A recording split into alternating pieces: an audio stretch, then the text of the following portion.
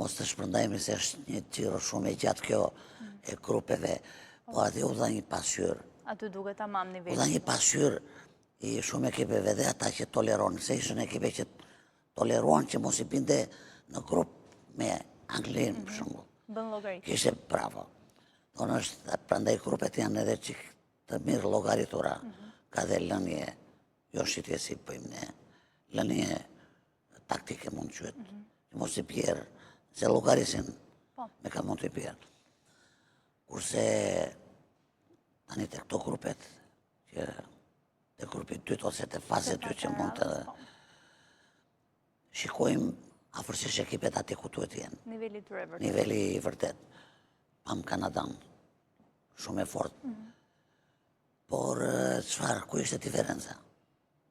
Tek cilësia e lojtarëve finalizues.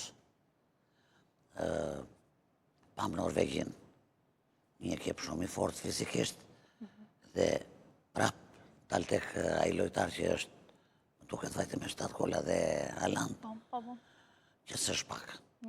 Dhe në këto momente, pam Anglin, unë e prisja, ishte një ndeshje që mund të quajnë këta të lotos me 3 koka, një shiks, 2, mund të dilten për të 2 ekipet, mund të kualifikohen 2 ekipet. Për shkak të asaj se çfarë ndoshta Meksika shfaqe në këtë botror, se për Anglinë e njohin potencialin. Jo, Meksika është ekip i fortë.